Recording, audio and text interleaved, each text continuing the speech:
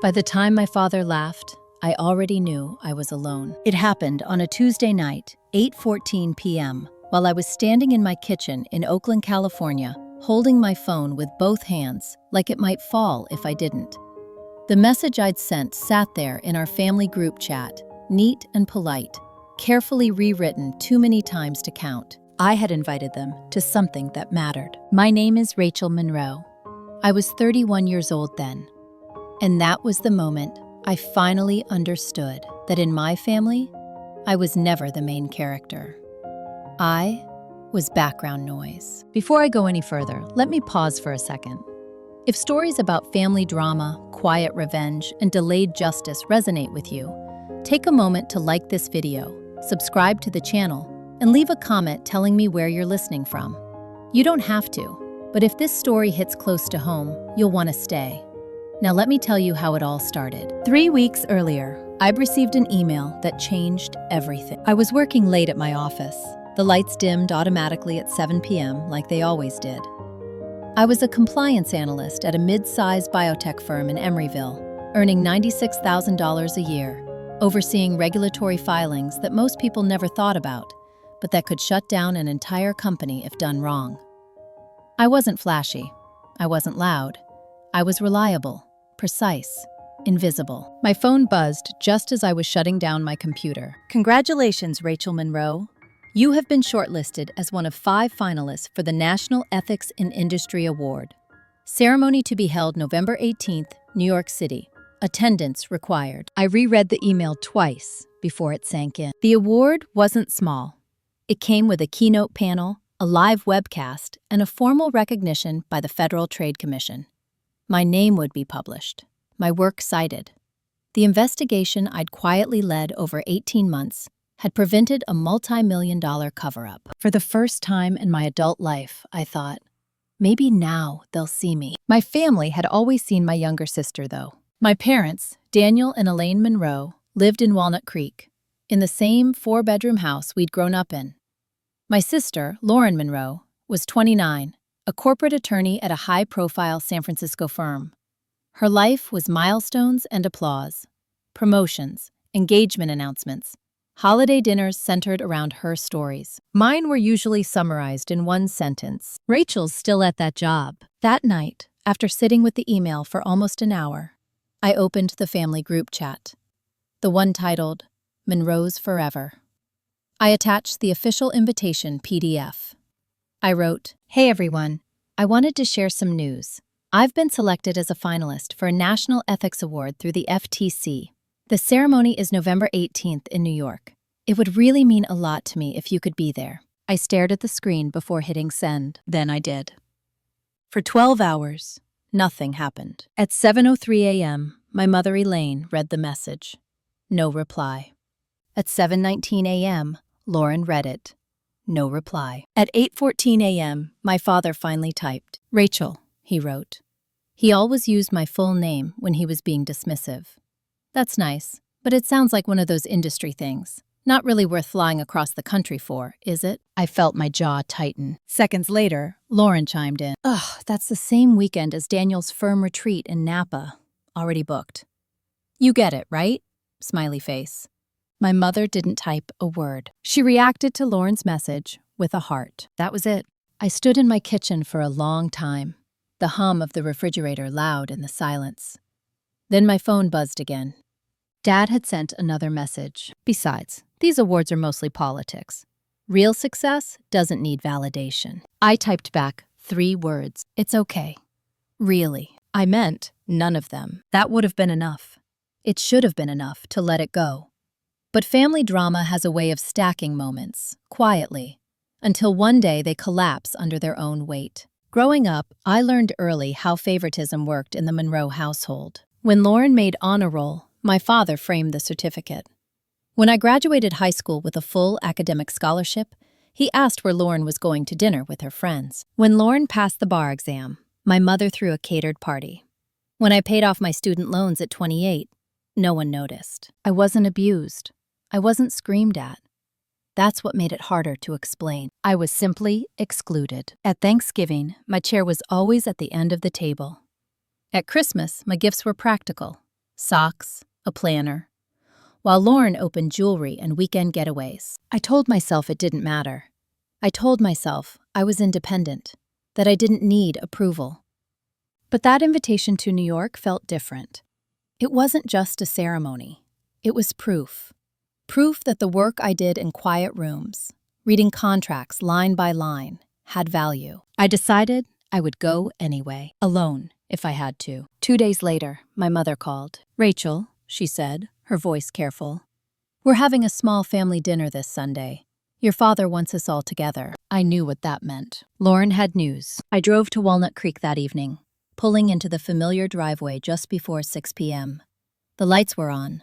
The good dishes were out, the ones only used when Lauren accomplished something. Lauren was already there, sitting at the head of the table, a glass of wine in her hand. "Guess what?" she said, smiling brightly. "I'm officially being considered for junior partner. Daniel's firm put my name forward." My parents beamed. "That's real achievement," my father said, raising his glass. I smiled politely, the same way I always did. Dinner moved on without anyone mentioning New York. Until my father turned to me, fork paused mid-air. "So, Rachel," he said, "that award thing, when was that again?" "November 18th, he nodded. "Right.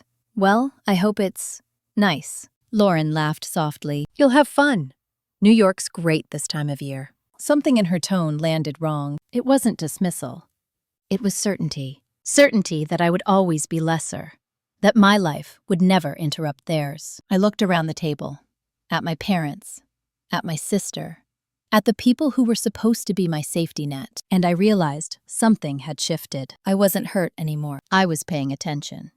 That night, driving back across the Bay Bridge, my phone buzzed with an email. Subject: Media Inquiry Request. It was from a reporter at Bloomberg Law. They wanted an interview ahead of the ceremony. I didn't tell my family. I didn't correct their assumptions. I let them believe what they wanted. Because sometimes the most controlled revenge isn't confrontation. It's letting people discover the truth when it's far too late to rewrite the story. I didn't sleep that night, not because I was anxious or excited or rehearsing imaginary speeches in my head. I stayed awake because something had finally gone quiet inside me. The part that used to hope. The part that waited for validation. When that part went still, the rest of me sharpened. By Wednesday morning, I had already answered Bloomberg Law, scheduled a pre-recorded interview for the following week, and forwarded the logistics email to my direct supervisor, Karen Holt, the director of compliance. Karen was 46, precise, rarely impressed, and had built her career navigating rooms full of men who underestimated her. She read my email, walked straight into my office, closed the door, and said only one sentence. "About time they noticed you." She didn't ask about my family. She never did. The office reacted slowly, then all at once. HR sent congratulations. Legal asked if I'd be comfortable being named publicly. The CEO's assistant put a 15-minute meeting on my calendar with no explanation. By Friday, my name was circulating in places I didn't usually exist. Still, at home, nothing changed. The family group chat stayed quiet. Lauren posted a photo from Napa, her arm looped through Daniel's, captioned, "Grateful." My mother liked it within seconds. My father commented, "Proud of you." I muted the thread. That weekend, I drove to Sacramento to see the one person who had never treated me like a footnote. My grandmother, Ruth Monroe, lived in a modest single-story house near Land Park. She was 78, widowed, and had spent 40 years as a probate court clerk. Not a judge, not a lawyer. But she had seen the end of every family story anyone ever thought they controlled. She opened the door before I knocked. "Rachel," she said, eyes sharp. "You look different." I followed her into the kitchen, where she poured coffee and waited, not filling the silence. She never rushed me. I told her about the award, about New York, about my parents' reaction, or lack of one. She nodded slowly. "Your father doesn't understand systems," she said. "Only outcomes. And your sister understands optics. That's worse." I smiled faintly. She reached into a drawer and pulled out an envelope. "This came last month," she said, sliding it across the table. "Your parents didn't mention it." Inside was a copy of my parents' updated estate plan. Not because she was snooping, because she'd been asked, formally, to witness a revision. Lauren was named executor. The house, the investment accounts, the business interests. Everything flowed cleanly in Lauren's direction. I was listed as a contingent beneficiary, if Lauren predeceased them. My grandmother watched my face carefully. I'm not telling you this to hurt you, Rachel. I'm telling you because people behave differently when they think you don't see the board. I folded the papers neatly and slid them back. I see it, I said. Good, she replied. Then you can decide how you want to play. On the drive home, I didn't cry. I didn't feel angry. I felt clear. The ceremony in New York wasn't just recognition. It was leverage. And leverage, I knew from compliance work, only mattered if you used it deliberately. The following week moved fast. Bloomberg recorded the interview. The reporter, Jacob Stern, asked thoughtful questions. He didn't sensationalize. He listened. He asked why ethics enforcement mattered in an industry driven by profit. Because someone has to draw the line before it disappears, I told him. On Tuesday, my father called. Rachel, he said, we saw something online about you and some award. I leaned back in my chair. Yes, Dad. The one I told you about. There was a pause. It looks bigger than we thought. I waited. Lauren mentioned it to a colleague, and apparently it's being streamed. Publicly. That's right. Another pause. Longer this time. Well, he said. That's impressive. The word landed late and hollow. Are you coming? He asked. To New York? Yes. Your mother thinks maybe we should reconsider. I pictured my mother thinking about how it would look not to be there. It's a bit last minute, I said. Seating is limited. He exhaled, irritated. We're your parents. I smiled, though he couldn't see it. And I invited you 3 weeks ago. He didn't respond. By Friday, the tone shifted. My mother called twice, left a voicemail. We're very proud of you, sweetheart. We just didn't realize how significant it was, Lauren texted. Heard about the coverage. Congrats. Maybe we can celebrate when you're back? I didn't reply. Because something else had arrived that morning. An email from a private firm in Manhattan. Silver & Rowe Consulting. Senior Ethics Advisor position. Base salary, $185,000. Signing bonus. Relocation support. They had seen the preliminary press. They wanted to talk. I scheduled the call for after the ceremony. Thanksgiving approached quickly. The ceremony was set for November 18th. Thanksgiving was the following week. My mother sent an email, formal, almost corporate. We're hosting this year. It would mean a lot to have the whole family together. Let us know if you're coming. No apology, no acknowledgement. I replied with one sentence. I won't be there this year. Her response came within minutes. Is this about New York? Yes. She didn't write back. On the morning of my flight, my phone buzzed with a calendar invite. Family dinner. Sunday. Mandatory. Sent by Lauren. I declined it. Then I boarded the plane. New York greeted me with cold air and clean indifference.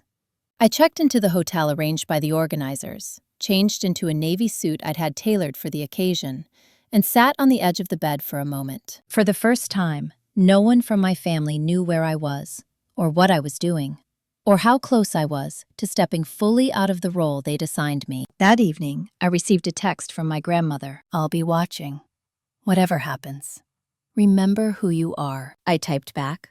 I do. Across the country, my family was still adjusting their story, still assuming they could reinsert themselves at the right moment and claim proximity to my success. They didn't yet understand that the moment they dismissed me was the moment they lost control of the narrative. And the next time we would all be in the same room, the balance of power would already be different. The ballroom in Midtown Manhattan smelled like polished wood and expensive restraint. That was the first thing I noticed when I stepped inside. Not the lights, not the cameras, the restraint.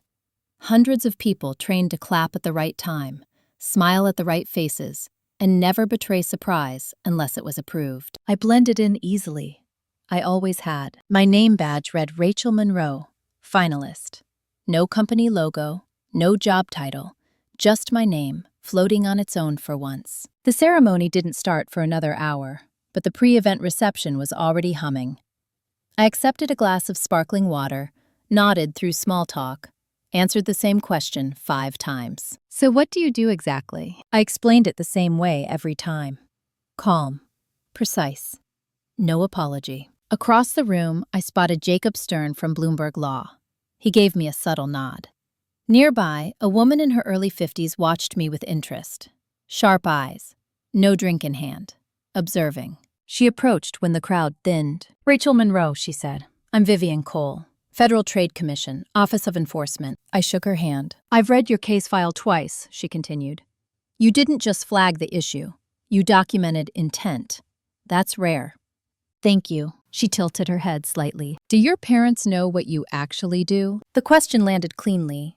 No judgment, just curiosity. "They know the title," I said, "not the substance." She smiled faintly. "That tracks." Before I could ask what she meant, an announcement called us to take our seats. I sat between two other finalists, one from Chicago, one from Seattle. Both accomplished, both visibly supported by family members hovering nearby, adjusting jackets, squeezing shoulders. My seat behind me was empty. I didn't look back. The ceremony unfolded the way these things always do. Carefully scripted, earnest speeches about integrity, applause at predictable intervals. Then came the case summaries. Mine was third. A screen behind the stage lit up with my name. My work, the investigation, the timeline, the outcome. For the first time, I saw my career described without minimization. When the applause came, it was full, sustained, respectful. I felt it settle into my spine, grounding rather than lifting. This wasn't validation. It was alignment. Then, the unexpected happened. Before the final announcement, the host paused. "This year," he said, "the committee would like to recognize a contributor whose role has remained intentionally unseen." The lights shifted. Vivian Cole stepped onto the stage. She spoke briefly about patterns, about ethics failures rooted in silence, about professionals who protect systems by refusing to be complicit. Then she said my name again. Rachel Monroe's work triggered a federal review that has already changed enforcement standards in 3 states. There was a murmur in the room. I felt my phone vibrate in my clutch. I didn't check it.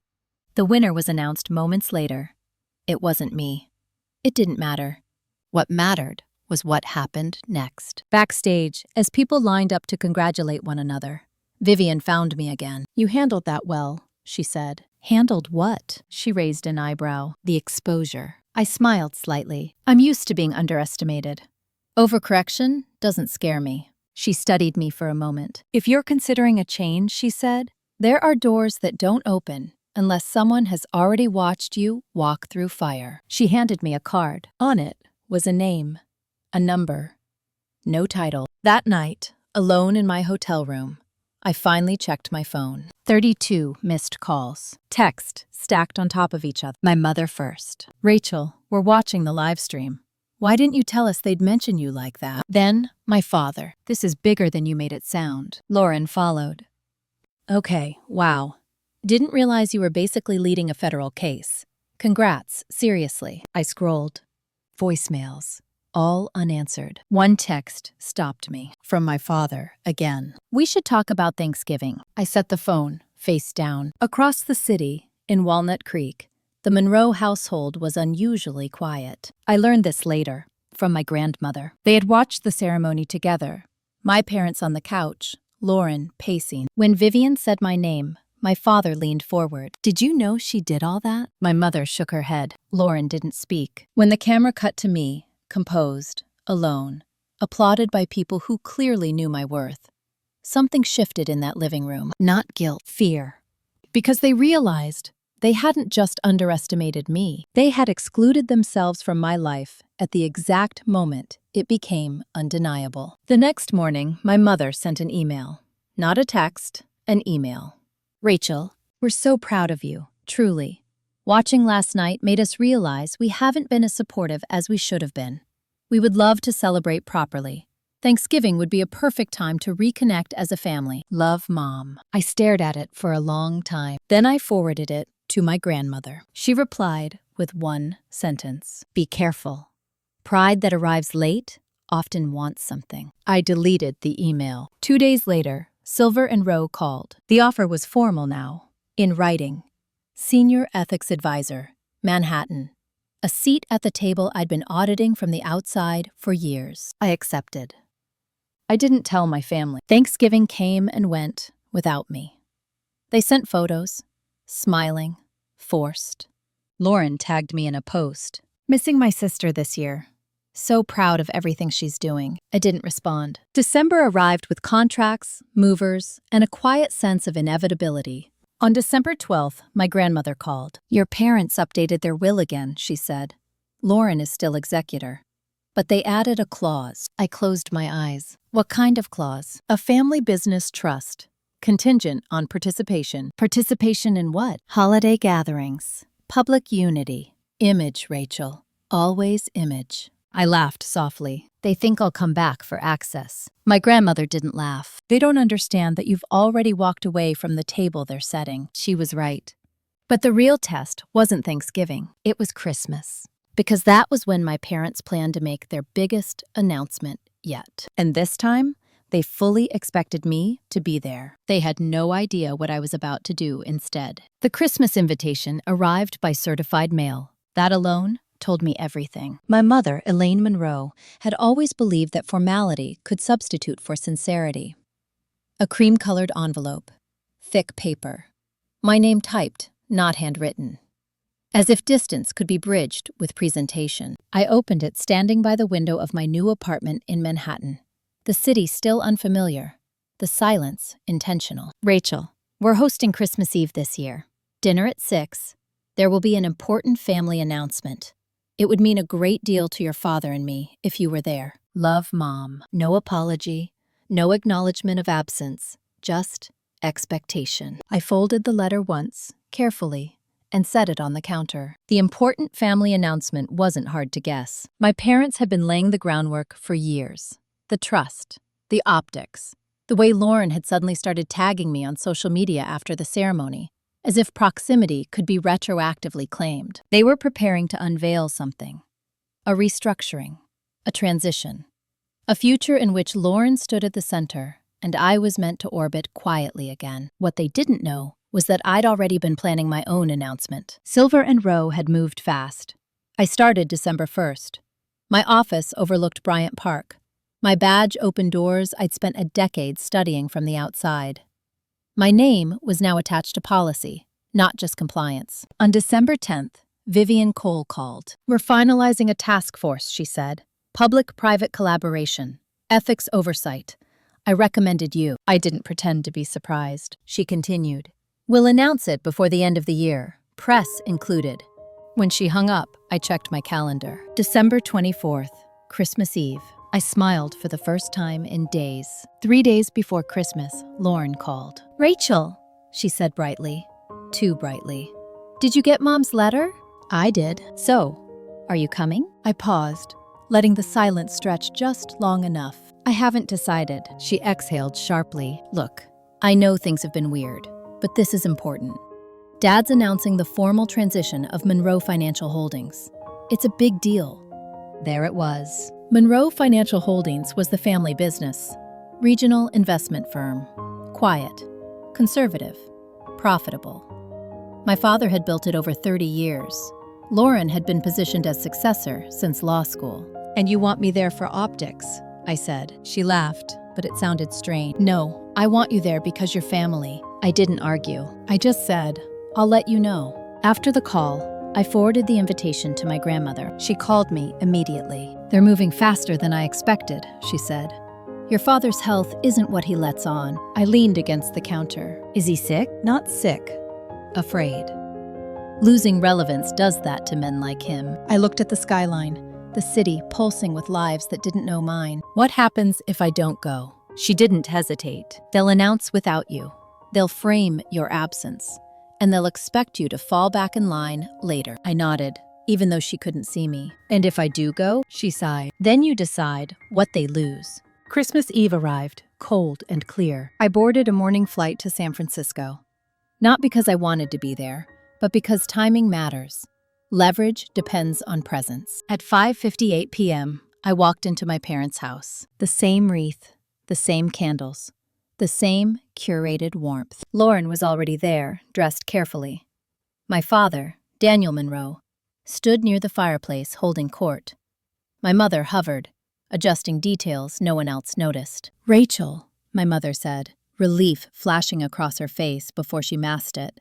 "You made it." I nodded. Dinner was tense, polite. Conversations skirted substance. At exactly 7:12 p.m., my father stood. "I want to thank everyone for being here," he began, "especially my daughters." Lauren smiled.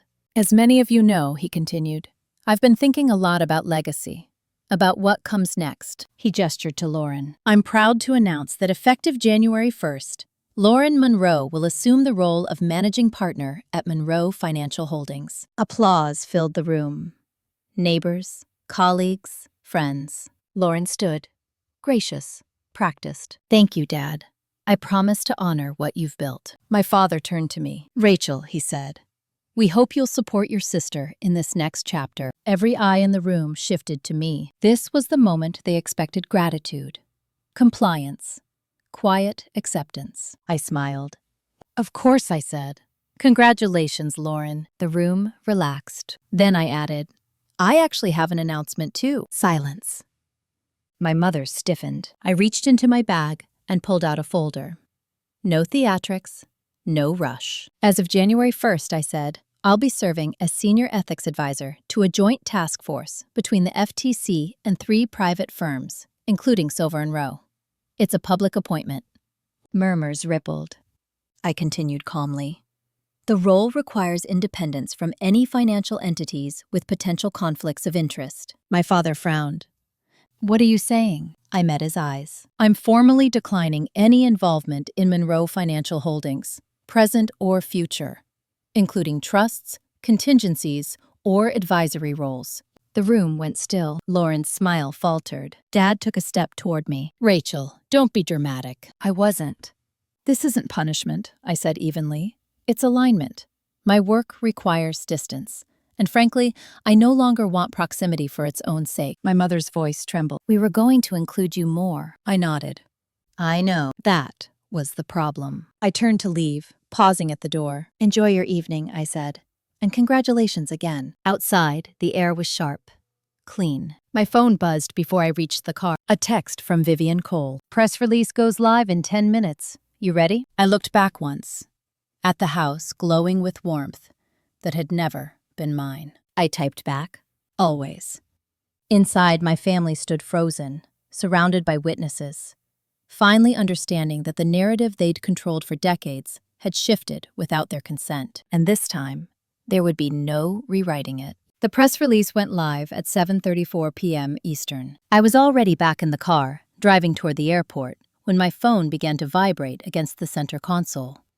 Not ring, vibrate. Continuous, urgent, panicked. I didn't answer. I knew exactly what they were seeing. Rachel Monroe appointed senior ethics advisor to FTC-led task force overseeing cross-sector compliance reform. My name, my face, a photo from the ceremony in New York.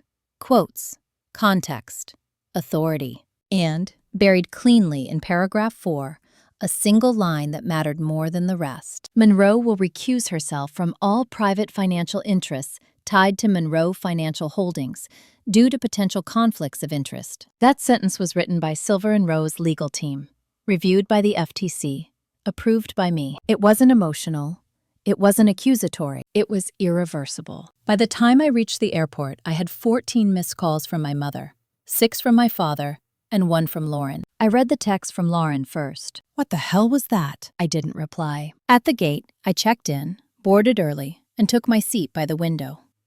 As the plane taxied, my father's name flashed on the screen again. I turned my phone off. Some decisions don't need to be explained twice. When I landed in New York just after midnight, there was a message waiting for my grandmother. "You did exactly what they never expected," she wrote. "You chose clarity over leverage." I smiled, tired but steady. The fallout didn't wait for morning. By 8:12 a.m., my inbox was full. Industry newsletters, legal blogs, LinkedIn notifications, my name circulating in contexts my family had never bothered to understand. At 9 a.m., Vivian Cole stopped by my office. She closed the door behind her and leaned against the desk. "You made a statement last night." I nodded. "Was that part of the plan?" "Yes." She studied me for a moment. "Good. People like your father only understand boundaries when they're public. I didn't correct her, because by noon, my family had realized exactly what I'd done. My mother emailed first.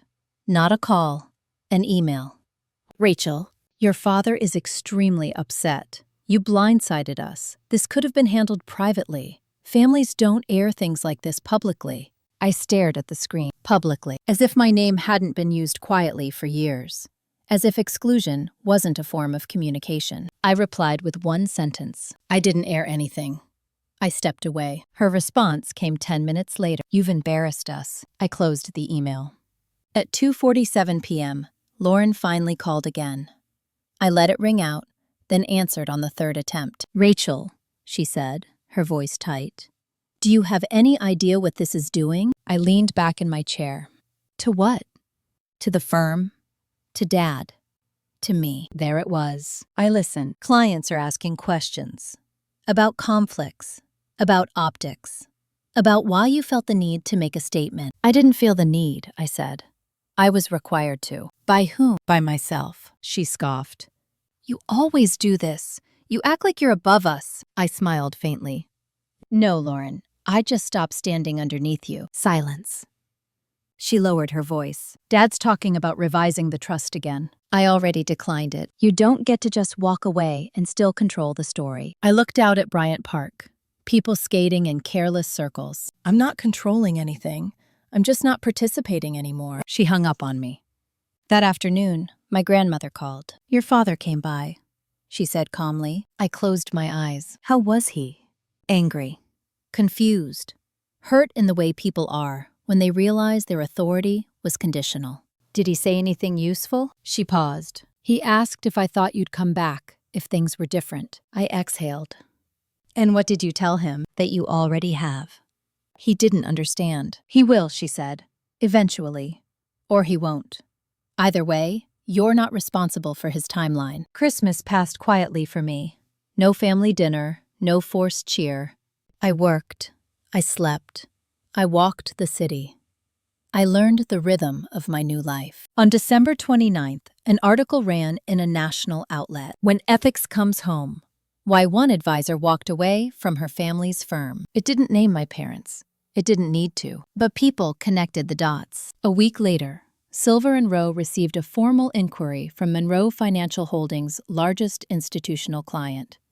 Routine, due diligence, ethics review. My involvement was mentioned only once, not as a liability. As a standard, they were now expected to meet. Lauren texted me that night. This is spiraling, I replied for the first time in weeks. It was always going to. She didn't answer. In January, my father sent a letter. Handwritten. Short. Rachel, I don't understand your choices, but I can see now that I didn't understand you.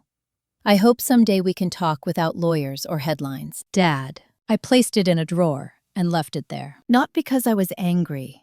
Because some conversations only happen when both sides are ready to listen, not regain control. The real shift came in February. Monroe Financial Holdings announced a delay in Lauren's transition. Internal review. External advisors. Reassessment. The language was careful. Neutral. But the message was clear. The tables hadn't just turned. They'd been rebuilt. And for the first time in my life, I wasn't sitting at the end of them, waiting to be acknowledged. I was already somewhere else, building something that didn't require permission. And the next time my family reached out, it wouldn't be to manage appearances. It would be because they finally understood what it cost to underestimate me. February changed the temperature of everything. Not dramatically, not all at once. Just enough that people started paying attention to details they'd previously ignored. At Silver & Rowe, my role expanded quietly. I wasn't given a press announcement or a bigger office. What I was given was access. Meeting rooms I hadn't been in before. Drafts I was asked to review before they circulated. Questions that were no longer framed as hypotheticals. What happens if we don't draw the line here? I answered those questions the same way every time. Calm, specific, unemotional. That approach carried weight. At Monroe Financial Holdings, the opposite was happening. I didn't hear it directly at first. I heard it sideways, through industry chatter, through my grandmother, through the way Lauren's texts shifted from accusatory to cautious. The internal review my father had announced as routine was no longer internal. An external advisory firm had been brought in. Not because there was evidence of wrongdoing, but because once the question of ethics is raised, it doesn't go away on its own. That was something my father had never understood. He believed reputation was something you defended after the fact. I knew better. Reputation was something you maintained before anyone asked. On February 11th, Vivian Cole forwarded me an agenda. Task force meeting. Closed session. Monroe Financial Holdings listed under potential case studies for governance reform. Not investigation. Not yet. Case study. I stared at the screen longer than I needed to. That afternoon, my mother called. I didn't answer. She left a voicemail. "Rachel, please. Your father hasn't been sleeping. This has gone far enough." Far enough for whom? I wondered. 2 days later, Lauren showed up in New York. She didn't warn me. She didn't text ahead. She appeared in the lobby of my building just after 6 p.m., coat still on, hair pulled back too tightly. The doorman called up. "Your sister is here." I considered sending her away. Instead, I went down. She looked thinner, tired in a way that didn't come from long hours alone. We walked to a coffee shop nearby, neutral ground. She ordered without looking at the menu. "You didn't have to do this," she said as soon as we sat down. I didn't respond. She leaned forward. "You know they're using you as a benchmark now, right? Every client meeting, every board conversation, your name comes up." I met her eyes. "Good." She flinched. "This isn't about revenge, Rachel." "No," I said. "It's about consequences." She exhaled sharply. "Dad thinks you're trying to destroy what he built." I took a sip of my coffee. "I think he built something that couldn't survive scrutiny." "That's not the same thing." She shook her head. "You always twist things." I didn't twist anything. I stepped aside and let people look. There was a long pause. Then she said quietly, "They're talking about splitting assets." That got my attention. "What do you mean?" Lauren looked away. "The trust. The company. They're separating personal and business holdings. Dad's afraid of exposure. Lawyers are everywhere." I nodded slowly. "And you?" She swallowed. "They're asking me to step back until the review is complete." There it was. Not said dramatically, not framed as punishment, just reality. I didn't feel satisfaction or pity. I felt distance. She looked at me again. "You could help. If you said something. If you clarified that you're not involved." I was clear. She laughed, brittle. "Clear isn't the same as cooperative." I stood. "Lauren, listen to me. I didn't do this to you. I didn't do it to Dad. I did it for myself." She watched me closely. "And if everything collapses?" I shrugged. "Then it wasn't as solid as you thought." We left without hugging. That night, my grandmother called. "You handled that well," she said. I didn't feel like I did. "That's because you're not trying to win," she replied. "You're trying to be free." At the end of February, the task force met. I sat at the table, not as a subject, not as an observer, but as a contributor. When Monroe Financial Holdings came up, I spoke once. I disclosed my relationship. Fully. Calmly. I recused myself from the discussion. No one questioned it. After the meeting, Vivian walked with me down the hall. "You know they're watching how your family responds," she said. I nodded. "That matters. It always does." March arrived with a letter from my father, not the apologetic note from January. This one was different. Typed. Formal. "Rachel, given recent developments, we request a private meeting to discuss boundaries and next steps. This is not a legal matter. It is a family matter. Please advise. Daniel Monroe." I stared at it. He was still trying to define the terms. I didn't answer immediately. That evening, Silver & Rowe finalized a new client engagement, a financial firm restructuring governance after an ethics review. The firm wasn't Monroe Financial Holdings. It was one of their competitors. I was assigned lead advisor. By the time I got home, my phone had a new voicemail. From my mother. "They're saying Lauren might lose her role permanently." I listened to the message twice. Then I deleted it, because this was the part people never talk about in family drama. The quiet realization that power doesn't disappear when you confront it. It just relocates. And for the first time, it wasn't sitting at my parents' dining table. It was sitting with me. In April, I agreed to meet my father, not at his house, not at mine. At a law office in San Jose. Neutral. Controlled. He arrived early, older than I remembered.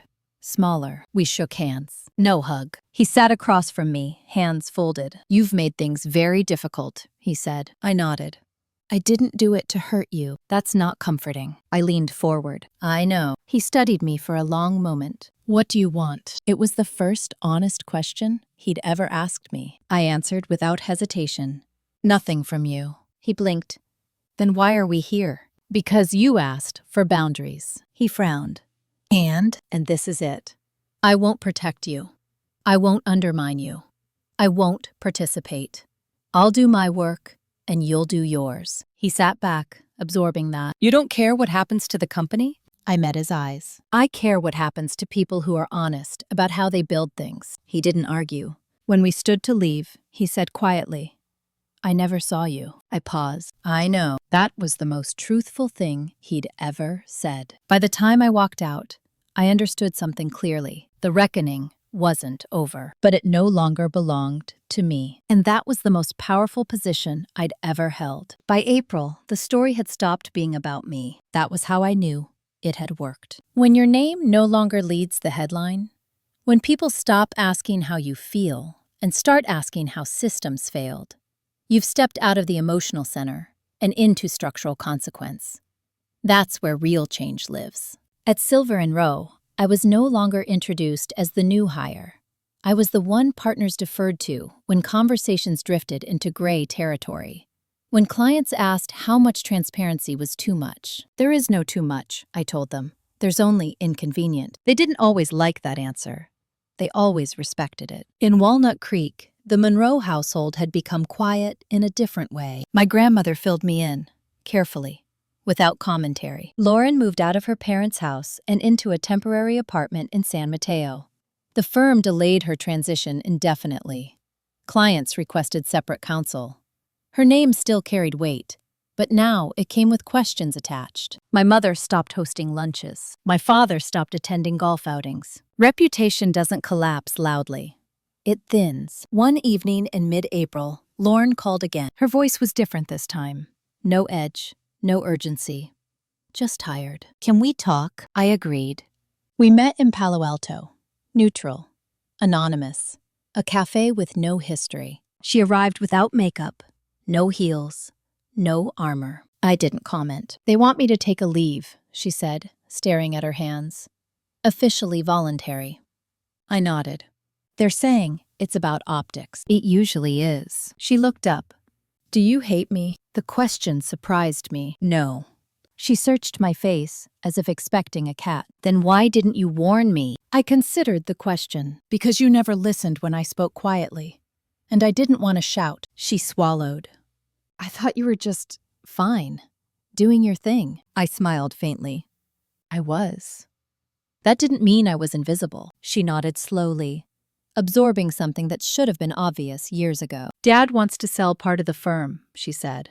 "Bring in partners, reduce exposure." I said nothing. "He thinks you'll oppose it." "I won't." That surprised her. "Why not?" "Because I don't want control. I want distance." She leaned back, exhausted. "I don't know who I am without all this." I met her eyes. "That's not my problem to solve." She flinched, but didn't argue. We sat in silence for a while. Then she said, quietly, "I'm sorry. Not for the trust, not for the company, for not seeing you." I believed her. I didn't forgive her. Not yet. Those are different things. In May, the task force released its preliminary findings. No investigations, no charges. Recommendations, best practices, governance standards, transparency requirements. Monroe Financial Holdings wasn't named. They didn't need to be. Industry insiders knew. On May 14th, my father emailed again. "Rachel, I'm stepping down as managing director at the end of the quarter. The firm needs space to stabilize. Your mother and I are reevaluating what matters to us. If you're willing, I'd like to have dinner, just us. Daniel." I read it once, then twice. I didn't respond. Not because I was angry. Because I was busy building something that didn't collapse when one person left. That same week, Silver & Rowe offered me equity. Not a title bump. Not a gesture. Equity. I negotiated calmly. took my time, said yes on my terms. When I told my grandmother, she laughed. "You always were the quiet one," she said. "Quiet people see the exits before anyone else notices the room is on fire." June came with heat and distance. My parents sent a birthday card. No check, no pressure, just a card. "Happy birthday, Rachel. We hope you're well." It felt like progress. Lauren sent a separate text. "I'm starting therapy," I replied. Good. That was all. In July, my father was officially out. The firm announced a new governance structure, shared leadership, external oversight. The press framed it as evolution. Those of us paying attention knew it was survival. One afternoon, as I was leaving the office, Vivian Cole caught up with me. "We're finalizing the task force report," she said. "Your name will be listed among the contributors." I nodded. She hesitated. "You know, not everyone handles family conflict the way you did." I waited. "Most people either burn everything down or go quiet. You did neither." I smiled. "I learned early that silence can be a weapon. So can clarity." She smiled back. "Exactly." That night, I sat in my apartment, windows open, city noise drifting in. I thought about the girl I'd been, the one who waited at the end of tables, who accepted practical gifts and polite dismissal. She would never have imagined this life. Not because she lacked ambition, because she'd been taught not to expect space. My phone buzzed. A message from my mother. "Your father has been asking about you. Not about work, about you." I stared at it. Then I typed back, "I'm okay." That was the truth, and it was enough. The reckoning wasn't explosive. It didn't end in apologies or dramatic reunions. It ended in adjustment. In people learning how to exist without the version of me they'd taken for granted, and me learning that I didn't need their understanding to keep moving forward. The final chapter of this story wasn't going to be about revenge. It was going to be about choice. And I was finally the one making it. By August, distance had become routine. Not coldness, not punishment. Just space that no longer needed to be negotiated. I learned quickly that when you stop explaining yourself, people either adjust or drift. Both outcomes are information. Work filled the days. I traveled more. Boston one week, Chicago the next. Conference rooms that smelled like carpet cleaner and ambition. I spoke less and listened more. When I did speak, people wrote things down. That was new. One afternoon, after a long session with a board that wanted reassurance without accountability, I returned to my office to find a manila envelope on my desk. No return address. Hand-delivered. Inside was a copy of a shareholder memo from Monroe Financial Holdings. Not public, internal, dated 2 weeks earlier. It outlined a proposal to consolidate voting rights among a smaller group of partners to stabilize decision-making during the transition. Technical language. Clean. Legal. Buried in the appendix was a clause that made my stomach tighten. A contingency, allowing the board to appoint an external ethics advisor for a fixed term, with discretionary authority to review historical governance decisions. I read it twice. They weren't asking me to come back. They were building around me. I closed the folder and sat very still. At 6:18 p.m., my grandmother called. "You received it," she said. "Yes. They think this gives them credibility without proximity," she continued. "They want your shadow, not your presence." I exhaled slowly. "And if I ignore it, they'll move forward. They'll say they tried." I pictured my father, hands folded, still believing control could be regained with the right structure. "What do you think I should do?" I asked. She didn't answer immediately. "I think you should decide whether silence serves you more than clarity this time." That night, Lauren texted. "They're not telling you everything," I replied. "Then tell me." She called instead. "They want to announce the advisor role publicly in September," she said, without a name attached, just the framework. "Dad thinks it'll calm investors." "And you?" She hesitated. "I think it's a mistake." I didn't comment. She continued, voice tight. "They're trying to look ethical without being accountable. You know that." I did, and you want me to stop it. "I want you to decide if you want to be part of it," she said, "or if you want to let them hang themselves with procedure." I closed my eyes. That night, I drafted an email and didn't send it. The next morning, Vivian Cole called. "You've been quiet," she said. I smiled. I've been busy listening. She paused. Good.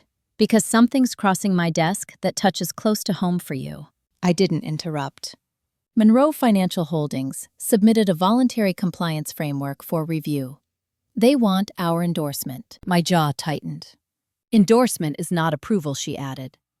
But optics blur. What do you need from me? Your judgment, not your involvement. I leaned back. They're trying to borrow credibility. That's my read, too. There was a beat. If we decline, they'll proceed anyway. If we accept, they'll claim oversight they haven't earned. Silence stretched between us. What are you leaning toward? She asked. Transparency, I said. Public terms, no ambiguity. She exhaled. That will upset them. Yes. She laughed quietly. Then you haven't changed at all. I hung up and stared out the window. For the first time since December, I felt something old stir. Not fear, not anger. Anticipation. Because this wasn't about family anymore. This was about whether institutions could learn the same lesson individuals had to. You don't get to skip accountability and still claim trust. 2 days later, my father emailed again. Rachel, we've heard you may have concerns about the framework. I'd appreciate the opportunity to discuss before anything becomes public. Daniel. I didn't respond right away. That evening, I met my grandmother for dinner in Brooklyn, a small Italian place she liked. No noise, no performance. She watched me carefully as I ate. You're at a crossroads, she said. I nodded. If I speak, I become the story again. If I stay silent, they control the narrative. She sipped her wine. What do you want the story to be? I thought about it. I don't want to punish them. I don't want to save them. I want to be accurate. She smiled. Then, be precise. The next morning, I sent one email. Not to my father, not to Lauren, to Vivian. I'm willing to submit a formal statement regarding best practices for voluntary compliance frameworks, I wrote. General guidance. Public. No exceptions. She replied within minutes. That's exactly what we need. By the end of the week, a briefing was scheduled. Press invited, industry-wide. My name wasn't on the headline, but my language was in the document. Clarity. Disclosure. Limits. No shadows. Lauren called the night before the briefing. Dad doesn't know yet, she said. I know. He's going to feel blindsided. I paused. So did I. She didn't argue. Just be prepared, she said. He won't take this quietly. I looked at the city lights, steady and indifferent. Neither will I. The framework was released. The recommendations were explicit. Endorsements were conditional. Oversight required teeth. Monroe Financial Holdings was not named, but everyone understood the implications. By noon, my father had left 3 voicemails. By 3, the firm's stock dipped. By 5, Lauren texted. He knows now. I didn't reply, because the truth was already out there. Not shouted, not weaponized. Just placed carefully where it couldn't be ignored. And for the first time, I wasn't waiting to see how my family would react. I was waiting to see if they would finally listen. The silence after the briefing was heavier than the noise before it. Phones stopped ringing. Emails slowed. People recalibrated.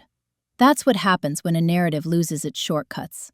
When there's no one left to blame but the structure itself. By Tuesday morning, Monroe Financial Holdings released a short statement. We acknowledge the importance of transparency and welcome ongoing dialogue regarding governance standards. It said nothing, which told everyone everything. I didn't comment. Vivian didn't ask me to. Silver and Rowe advised clients, not families, and I stayed exactly where I was supposed to be, outside the storm. On Wednesday night, my father called again. I answered. Rachel, he said. His voice sounded older than I remembered. You could have warned me. I leaned against the kitchen counter. You knew this was coming. No, he snapped. I didn't know you'd do it like this. Like what? Publicly.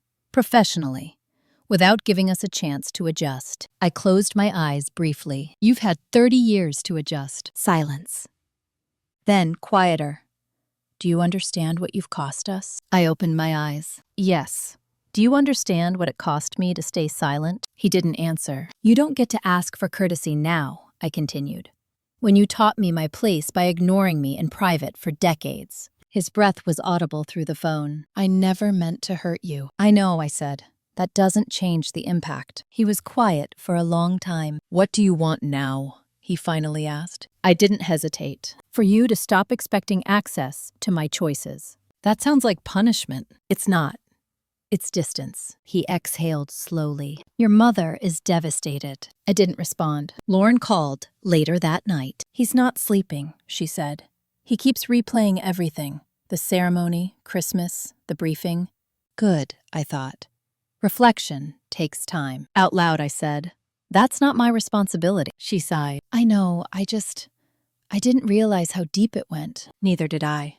Until I stopped pretending it didn't matter. There was a pause. "Do you think he'll recover?" she asked. I considered the question carefully. "He'll adapt," I said. "Or he won't. Either way, the firm will survive. People always do." She didn't argue. On Friday, Monroe Financial Holdings announced the creation of an independent oversight committee. External members, fixed terms, reporting requirements. It was everything they'd resisted for years. The market responded cautiously, then positively. The lesson landed. That afternoon, Vivian stopped by my office again. "You should know," she said.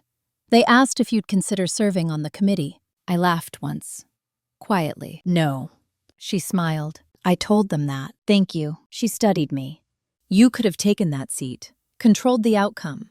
I shook my head. "Control is what got us here." She nodded, satisfied. That weekend, my grandmother came to visit. We walked through Central Park, leaves starting to turn. "You did something rare," she said. "You let the truth stand without attaching yourself to it." I smiled. She stopped walking, turned to face me. "I taught you to see systems. You taught yourself how to leave them." On Sunday evening, I received a final message from my father. Not a text. "I'm proud of you. Not for what you do, for how you do it." I stared at the screen for a long time. Then I typed back, "Thank you, nothing more." No reconciliation, no promises, just acknowledgement. And that was enough. Because the story had shifted again. It was no longer about what my family had lost. It was about what I had reclaimed. My time, my agency, my silence. And in that quiet, something unexpected happened. I felt free. Not victorious. Not vindicated. Free. There was still one chapter left. Not of fallout, but of what comes after, when the noise fades, and you finally get to choose what stays. Freedom doesn't arrive all at once. It shows up in small, almost boring ways. In mornings where you don't check your phone first. In decisions that don't require rehearsal. In the quiet confidence of knowing that whatever happens next, you won't abandon yourself to manage someone else's discomfort. By October, that was my baseline. Work settled into a rhythm. The task force released its final recommendations. Boards adjusted. Firms restructured. I spent more time mentoring younger analysts, the kind who still apologized before speaking. I stopped them every time. Don't soften your point before anyone's challenged it, I'd say. Clarity isn't aggression. They listen. One afternoon, as I was leaving a meeting early, my assistant mentioned a voicemail that had come in twice. "It's from your mother," she said carefully. She didn't leave details. I thanked her and didn't check it right away. That night, at home, I listened. "Rachel," my mother said. Her voice was steadier than it had been in months. "I know you're busy. I just wanted to tell you. Your father and I sold the house." I paused the message. She continued. "We're downsizing. Closer to Sacramento. Near your grandmother." It felt like the right time. The message ended without a question. No request. No invitation. Just information. I sat on the couch for a long time, absorbing it. The house had been the stage for everything. Birthdays forgotten. Announcements overshadowed. Christmases choreographed around Lauren's timeline. Letting it go wasn't an apology. It was an admission. 2 weeks later, Lauren emailed. Subject line, an update. She wrote plainly. She'd taken a 6-month leave from her firm. She was consulting with a nonprofit focused on legal access. No title, no press. "I don't know who I am without winning," she wrote. "I'm trying to figure it out." I replied once, "Take your time." That was all. The next call came from my grandmother. "They're changing," she said, slowly. "Don't mistake it for transformation, but it's movement." I smiled. Movement is enough. November arrived, and with it, Thanksgiving. This time, I wasn't invited by default. My mother emailed a week before. If you're free, we'll be having a small dinner. Just us and your grandmother. No pressure. I considered it. Then, I declined. Not out of spite, out of honesty. I had a conference in Denver, panels to moderate, a dinner with colleagues who knew me as I was now, not as a role I used to fill. On Thanksgiving morning, I texted my grandmother. "Thinking of you," she replied. "Proud of you." That evening, between sessions, I caught a news segment on the hotel TV. Monroe Financial Holdings had completed its transition. New leadership, new governance. The anchor framed it as a case study in adaptation. I turned the TV off. I didn't need closure from headline. December brought the last loose end I hadn't expected. A letter arrived from a law firm in Sacramento. Estate revision notice. My parents had updated their will again. This time, Lauren and I were equal beneficiaries. No contingencies, no conditions, no optics. I read the letter once, then set it aside. It didn't change anything. That was how I knew I'd healed more than I realized. A week before Christmas, my father called. I answered. "Rachel," he said, "we're not hosting this year." I nodded, even though he couldn't see it. "I know. We're going to your grandmother's. Quiet. If you're around, you're welcome." I considered it. "I'll see," I said. There was a pause. "I want you to know," he said slowly, "I'm not calling to fix anything. I just didn't want silence to be the only thing between us." I appreciated the effort. We talked for 10 minutes, about nothing important. Weather, work, my grandmother's garden. When we hung up, I felt neutral. That was progress. On December 24th, I stayed in New York. I cooked for myself, opened a bottle of wine, watched the city slow down. Around 9 p.m., Lauren texted. "It's quiet here. Not bad, just different." I replied. "Different can be good." She sent a thumbs up. I smiled. Late that night, I wrote in my journal for the first time in months. Not about my family. About myself. What I wanted next. What kind of work mattered. What kind of relationships felt honest. The answers surprised me with their simplicity. I didn't want power. I wanted alignment. I didn't want revenge. I wanted peace that didn't require permission. By New Year's Eve, I had made a decision, one that had nothing to do with my parents, my sister, or the company that once defined the edges of my life. I accepted a long-term role with the task force. Less travel, more depth, a chance to build frameworks that lasted longer than any one firm. On January 2nd, I emailed my resignation to Silver & Rowe. Grateful. Professional. Final. Vivian called immediately. "You sure?" she asked. "Yes." "What's next?" I smiled, standing by the window, the city waking up below. "Something that's mine." She laughed softly. "I thought you'd say that." That night, as I packed up my office, I realized something else. The story I'd been living was never about winning against my family. It was about outgrowing the version of myself that stayed small to keep others comfortable. There was one chapter left, not about them, about me choosing what I carry forward and what I finally leave behind. Leaving doesn't always feel like escape. Sometimes it feels like grief, not the loud kind, the quiet, inconvenient kind that shows up when things finally settle and there's no crisis left to outrun. When the adrenaline fades and you're left alone with the shape of what could have been. January was cold and slow. New York emptied out in waves. People returning from holidays, with resolutions they didn't yet believe in. I worked from home more, read, walked, let my days stretch without urgency. The new role with the task force hadn't started yet. I'd given myself 6 weeks on purpose, time I'd never allowed myself before. Time without proving, performing, or positioning. That was when the memories crept in. Not the dramatic ones, the small, persistent ones. My father glancing at his phone while I talked. My mother redirecting conversations.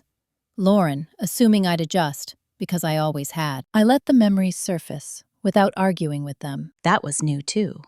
One morning, as I was making coffee, I realized I no longer felt the urge to explain my choices to anyone, not even to myself. The need was gone. In its place was something steadier, acceptance, without surrender. Mid-January, my grandmother asked if I'd visit. I flew to Sacramento on a quiet Thursday. No fanfare, no agenda. She met me at the door with a hug that lingered. "You look rested," she said. "I am." We cooked together. Simple food, soup, bread. No background noise except the radio she liked to keep on low. "I've been meaning to give you this," she said. Inside were folders, old notes, letters, court documents. Not about my parents. About families she'd seen over the years. Patterns, outcomes, margins where things went wrong. "I didn't collect these to judge people," she said. "I collected them to understand." She handed me a letter. It was from a woman who'd walked away from her family business decades earlier. The handwriting was careful, controlled. "Sometimes the bravest thing you can do is stop hoping people will become who you need them to be." I folded the letter gently. That night, we talked about my parents. Not in detail. Not emotionally. "Your father is quieter now," she said. "Your mother is learning how to exist without managing everything. Your sister is uncertain." I nodded. "That's not nothing." "No, but it's not your responsibility." I slept well that night. Back in New York, I received an email from the task force coordinator confirming my start date, February 1st. The work would be slower, less visible, more structural. Policy drafts, oversight models, long-term reform. Exactly what I wanted. A week before I started, Lauren called. I answered. She sounded different. Not tired, not defensive, just present. "I wanted to tell you something before you hear it from someone else," she said. I waited. "I'm not going back to the firm. Not right now. Maybe not ever." I absorbed that. "What are you going to do?" "I don't know yet. I'm volunteering at a legal clinic, studying mediation, trying to learn how to listen without preparing a counter-argument." I smiled faintly. "That's harder than it sounds." She laughed quietly. "I owe you an apology," she said. "Not the kind that asks for forgiveness, just the kind that acknowledges reality." I didn't interrupt. "I was cruel in ways I pretended were harmless. I benefited from your silence. And I never questioned why you were so good at disappearing." The words landed cleanly. "Thank you for saying that," I replied. "I'm not asking to be close," she added quickly. "I just didn't want to keep lying to myself." That mattered more than she knew. When we hung up, I didn't feel relief. I felt closure. February arrived with snow and structure. My new office was smaller, less impressive. No assistant, no glass walls. I loved it. The work was demanding in a different way. No applause, no headlines, just long conversations about accountability, incentives, and the cost of cutting corners when no one is watching. I was good at it. One afternoon, after a particularly dense session, I walked out into the cold and felt something shift again. This wasn't a chapter built in reaction. This was a chapter built by choice. My family existed in the background now. Present, aware, no longer central. They called occasionally. I answered when I wanted to. Not out of obligation, out of agency. Late one evening, my father left a voicemail. "Rachel," he said, "just wanted to say, I'm learning. Slowly. I hope you're well." No ask, no pressure. I didn't call back.